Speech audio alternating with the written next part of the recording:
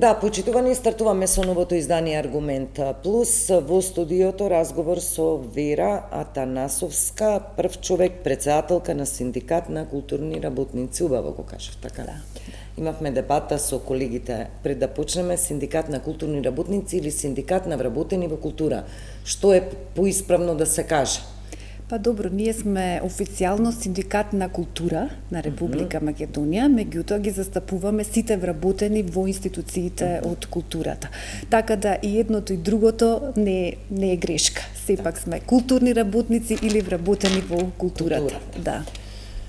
Атанасовска, првата ваша реакција, јас бев петокот на работа празнично, се огласивте со соопштение дека плата во законскиот рок пред празниците до 15 во месецот за претходниот месец немаше за сите вработени во културата, велиме. Првата реакција беше петокот. Ајде да почнеме од таму. Најавата беше дека денеска, по празниците, во вторник, треба на вашите сметки да ја имате како доаѓа мартовската плата. Денеска ви имавте еден собир, сепак го нарековте форма на собир. Тоа беше протестно форма на собир со некоја задршка и надеж дека сепак во текот на денот платата ќе биде исплатена. Сега ве прашувам колку е часот, скоро 18 попладне. Дали плата има? Плата нема. Значи вака, законскиот рок за исплата на платите во институциите од култура согласно колективниот договор за култура е 10 во месецот. Меѓутоа, еве го оставивме и законскиот рок согласно Законот за работни односи 15 во месецот, меѓутоа и тогаш не добивме плата, а се заради задоцнети насоки од страна на Министерството за култура за начинот како да се пресмета мартовската плата на вработените во институциите од културата, затоа што, како што веќе е познато, согласно колективниот договор во културата, начинот на пресметка на плата е усогласување на сите плати согласно растот на минималната плата. И ова е проблем кој што се провлекува години наназад, значи откако е потпишан колективниот договор 2020 година, ние како културни работници секој март се соочуваме со ист проблем, а тоа е усогласувањето на платите во културата согласно минималната плата. Проблемот настана уште поголем кога се потпиша општиот колективен договор за јавен сектор и каде што во септември 2023 година цел јавен сектор доби покачување од 10% на основната бруто плата. Значи, одредбата во општиот колективен договор гласи: основната бруто плата на сите вработени во јавниот сектор се покачува за 10%. И вие сте дел од јавен сектор? Ние сме дел од јавниот сектор и на тој начин, значи, во септември беше повторно проблем како ќе се пресмета тоа покачување кај нас со основната бруто плата, се поделија исто незаконски решенија, се калкулираше со цифри, иако никаде во колективните договори не ни стојат нас номинални вредности за пресметка на плати. Ние ги обжалувавме тие решенија, ги добивме жалбите, меѓутоа ништо не се промени. Па дојде и март 2024 година и повторно настана истиот проблем, како сега ние да се осугласиме со минималната плата.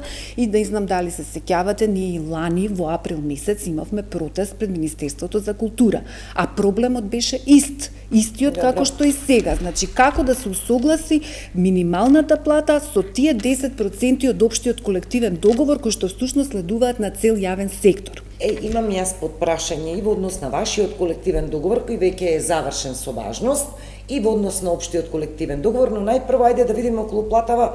Може би гледачите не гледаат, ние имаме вработени во јавни предпријатија, дури имаме вработени во јавен сектор, кој дел во центри за социјална работа, мислам инспекторати кои не земаат плати, во јавни предпријатија, во државни фирми. Постојано ние сведочиме дека државата има сегменти од општеството каде што не може навреме да ја алиментира својата врска, односно да ги исплати платите, па може би гледачите ќе речат, па голема работа, не земале плата, уште е овој тековен месец, но се ова се коси со закон и ви остава простор на вас како вработени, утре, задутре, доколку одлучите да ја тужите истата таа држава по основ на задоцнети плати и повторно да земете дел од буџетот што сите ние го полниме.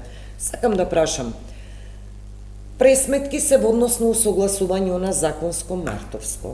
се јавивте ли во Министерство за финансии? Што велат првите луѓе на институциите од културата? Зошто платата не може да биде исплатена или се уште не е исплатена? Кои се последните информации, кога да очекувате? Може би утре, во среда? Па мислам дека утре нема да биде исплатена платата, бидејќи денеска сосема се променија нештата за разлика од пред великденските празници, кога институциите им беа дадени насоки по еден терк да ја пресметаат платата, од Сабајле добија нови насоки на сосема другачи начин да ја пресметуваат платата. Што значи до денеска, значи до сега до 18 часот ние имаме информации дека воопшто ниту една институција нема пресметано плата согласно новите насоки. Бидејќи новите насоки за сметководството, за правните служби во институциите се многу нејасни, бидејќи едноставно се косат со законските одредби. Ако согласно општиот колективен договор 10% следуваат на основната бруто плата, сега во новата насока бараат добиениот износ од 10% кој што е добиен во септември 2023 да се додаде на износот на сегашната плата. Сега малце е комплицирано, може би немам доволно да ме разберат нели гледачите, меѓутоа ние во културата знаеме за што се работи. Значи се со цел повторно зголемени плати или значи повторно ќе бидат, мислам, платите ќе бидат зголемени согласно усогласувањето со минималната плата, меѓутоа се работи за проценти кои што ќе се скратат во овој начин на пресметка. Значи едниот и другиот начин не соодветствува исто процентуално во порастот на платите. Меѓутоа сега ние не го гледаме процентуалниот дел и колку расте платата, меѓутоа го гледаме законскиот дел и како на вистина треба да се пресметува платата. Ние како синдикат имаме правен тим, значи уште веднаш кога беа добиени насоките од страна на Министерството за култура, се консултиравме и нашите сите адвокати кажуваат дека ваквиот начин на пресметка на плата не соодветствува согласно одредбите во општиот колективен договор. Колку институции се го прашаат? Тоа е што имаме сега тука и уште еден проблем се јавува, бидејќи ние до сега имаме решенија за плата кои што се по еден терк направени, сега бараат да се поништат тие решенија за пресметка на што сме ги добиле нели во изминатите години за пресметка на плата и да се направат нови решенија. Како тоа наше стекнато право по поволно сега ќе се замени со едно друго понеповолно право од тоа што сме го имале нели изминативе години. Така да, не знам, ние апелираме до Министерството за култура, затоа и денеска и беше протестот, да не се изнаоѓаат начини како да се скрати или како да се преклопи нештото, нели едното право со другото право, него да се постапува согласно законите и согласно колективните договори. Добро, комуникација имате ли Атанасовска со ресорниот министер, тој е ваш колега од филата, човек кого сите го познавате и тој ве познава вас, тој беше заедно со вас кога се протестираше и за колективен договор и за повисоки плати, го гледавме меѓу вас на протести, поддршки и така натаму, бидејќи е човек од институциите, од самата култура, автентично од внатре. Искомунициравте ли со него? Последниот разговор со министерот мој беше во четвртокот, значи пред великденските празници, каде што нели се уште не се знаеше дали ќе биде исплатена платата или не. Последното беше дека платите се прегледани од страна на Министерството за култура, нели институциите ги пратиле, луѓето во Министерството за култура работеле, ги прегледале платите, испратени се во финансии и дека сега се чека само нели финансии да ги исплати. Тоа беше последно што се разговараше. Од тогаш натака, значи така можеби малце и непријатен разговор со нашите нели барања, дека нели треба малце да бидеме и солидарни, треба малце да имаме и нели обзир за буџетот, за тоа во каква состојба нели се наоѓа културата. Меѓутоа пак ќе кажам, ние не бараме ништо повеќе од тоа што законски ни следува.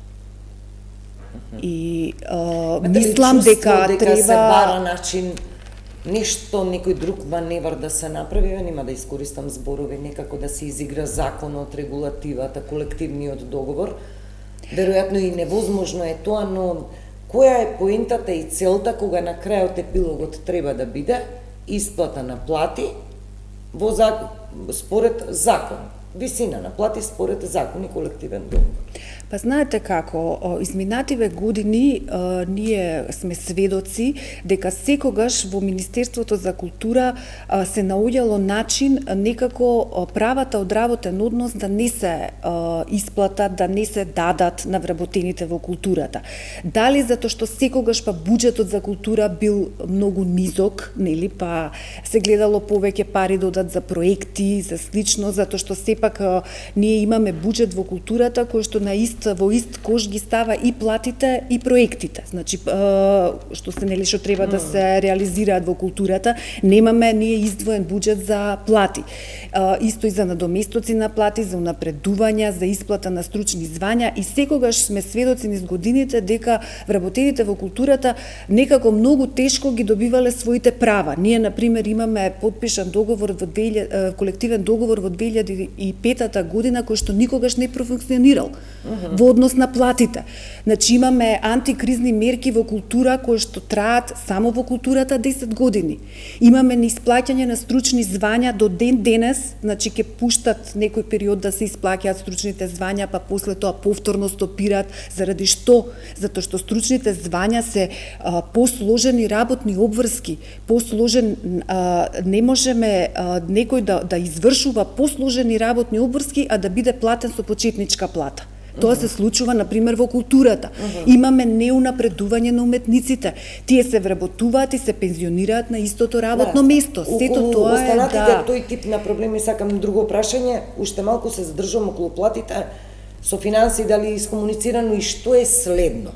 Значи, првите луѓе на институциите добија денеска нови насоки за пресметка на плати, се знае дека со Министерство за финансии насоките дадени? Па да, скажуваат дека се дадени од Министерство за финансии, значи имаме дописи кои што не се подпишани од никого. Ние не знаеме кој ги испраќа тие дописи. Тие насоки се без доле име и презиме на изготвувач. Се праќаат на мејл од Министерство, значи не знам дали е тој официјален мејл на министерот, значи немаме кој е изготвувачот на насоките. Они кажуваат дека се добиени од Министерство за финансии, меѓутоа додека не добиеме точно, не го добиеме името на изготвувачот, не можеме да кажеме кој ги изготвил тие насоки. И сега, согласно претходно што ми кажавте, добиени се насоки, но правните служби велат врз основа на овие насоки, ние ќе пресметаме плата која ќе се коси и ќе биде спротивна на закон и на колективен договор, да речеме. Тука се стават и директорите во малце незавидна положба, бидејќи се тие што одговарат за законитоста на работењето на институциите. Утре тие ќе бидат изложени, доколку е незаконски исплатена платата, одговорноста е нивна и кривичните што синдикатот би ги пуштил заради незаконска исплатена плата ќе биде кон директорите, иако се во ситуацијава најмалце виновни добиваат насоки од некој друг како да постапат. Сега ако директорите не знам првите луѓе на институциите ќе прифатат да направат пресметка, да направат оваа пресметка на плата. Ова ќе биде административен лавиринт што може да значи дека вие ќе си останете без плата. Па да, до сега сознанијата се дека директорите не сакаат да изготват платата на ваков начин, затоа што сепак се советувани од правните служби и од сметководствените служби во институциите дека овој начин на пресметка на плата се коси согласно колективните договори. И до сега, имаме дека не се пуштени нови решенија, не се пуштени нови пресметки на плата до Министерството за култура. Последната насока што ја добиле, како што сум информирана, е дека до утре до 10 часот треба да ги достават пресметките за плата, и тоа лично во Министерството за култура. Не знам, ние како вработени такви решенија кои што ќе ни дадат помали права од тие што претходно ги имаме стекнато, нема да ги прифатиме, секако, и ќе тераме законската процедура на обжалување на решенијата, дали тоа ќе биде до управните одбори на институциите или до Агенцијата за администрација на административните службеници, а после тоа се знае следуваат судски постапки. протести ќе има или чекате утре да видите денот? Чекаме да видиме каков ќе биде епилогот од сето ова. И Советот на СКРМ е нели највисокото тело на СКРМ кој што ги носи одлуките и ќе треба заеднички, дали во текот на утрешниот ден, во зависност од тоа како ќе се одвива ситуацијата нели во институциите, да одлучиме што понатаму. Еден транспарент беше со наслов "Извини Зоки, морално ли во заграда беше". Ова веројатно на вашиот колега, на министерот Лјутков. Да, се мисли, да, мислам тоа е така метафорично, нели тоа е една реплика од Срекна нова 49-та, кое што мислам дека министерот добро ќе ја свати. Чекувате ли поголема соработка и разбирање од него, како од позиција на човек представник на извршна власт? Па очекувавме и се уште очекуваме, значи не губиме надеж. Сепак мислиме дека тоа е значи човек од фелата, културен деец, кој што сепак би застанал на страната на вработените. Меѓутоа, дали околностите во кои што се наоѓа, па така сега малце неодлучен дали да биде на оваа страна или на другата страна, али се надеваме дека понатаму ќе има поголема соработка со синдикатите и дека ќе почне да ги слуша нашите предлози, нашите сугестии само за подобро нели во културата. Колективниот договор во културата мислам дека е веќе истече, но регулативата законска вели се додека не се потпише нов, на сила останува актуелниот колективен договор. Има информации дека се подготвуваат преговарачки тимови. Се смета дека културата има еден од најквалитетните колективни договори, со оглед на тоа што некои сектори па и воопшто немаат колективен договор, за да можеме компарација да направиме. Има некој вака да не се разбереме погрешно, сите ние заслужуваме достоинствена плата за нашиот труд. Но се вели, например, дека вработени во култура, не зборувам за луѓе на сцена и на повисоки позиции, некои пониски ешалони земаат повисоки плати од една сестра вработена на онкологија, например. И тоа се можеби тие примери што ги покажуваат општествените дефекти во државата, генерално како ни функционира нашата држава. Но кога тогаш ќе морате да седнете за репреговарање на нов колективен договор, самите спомнавте, а и ние сите тоа го знаеме, еднаш дадено, стекнато право не може да му се одземе на некој. Веројатно се подготвувате ли, се видовте ли за нов колективен договор, како ќе одат работите? Па вака, колективниот договор важи до потпишување на нов, значи тој си е на сила, иако нели законски важноста му е 2 години. Меѓутоа, еве, тој мора да се почитува додека не се потпише нов колективен договор. Преговорите за нов колективен договор до сега биле неуспешни. Значи, првите почетоци нели да преговараме за нов колективен договор беше пред 2 години. Меѓутоа, од страна на Министерството за култура беа прекинати, бидејќи нивното единствено барање, ако не го промените членот 65 за пресметка на плати, односно нели коефициент по минимална плата, нема повеќе што да преговараме. Значи, се дава еден услов, или ќе го прифатите, нели, да се тргне тој член, да се најде некој нов начин на пресметка, или не преговараме.